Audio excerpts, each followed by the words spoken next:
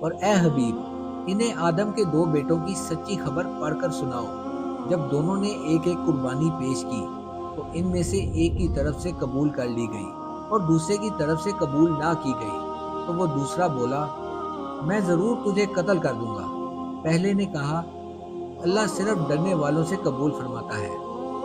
بے شک اگر تو مجھے قتل کرنے کے لیے میری طرف اپنا ہاتھ بڑھائے گا تو میں تجھے قتل کرنے کے لیے اپنا ہاتھ تیری طرف نہیں بڑھاؤں گا۔ میں اللہ سے ڈرتا ہوں جو سارے جہانوں کا مالک ہے۔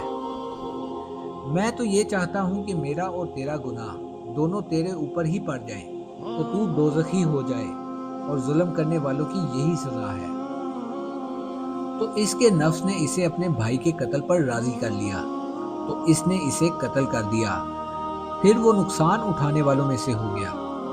پھر اللہ نے ایک کوا بھیجا جو زمین کورید رہا تھا تاکہ وہ اسے دکھا دے کہ وہ اپنے بھائی کی لاش کیسے چھپائے۔ کوے کا واقعہ دیکھ کر قاتل نے کہا، ہائے افسوس، میں اس کوے جیسا بھی نہ ہو سکا کہ اپنے بھائی کی لاش چھپا لیتا، تو وہ پچھتانے والوں میں سے ہو گیا۔ اس کے سبب ہم نے بنی اسرائیل پر لکھ دیا کہ جس نے کسی جان کے بدلے یا زمین میں فساد پھیلانے کے بدلے کے بغیر کسی شخص کو قتل کیا تو گویا اس نے تمام انسانوں کو قتل کر دیا، اور جس نے کسی ایک جان کو زندہ رکھا اس نے گویا تمام انسانوں کو زندہ رکھا۔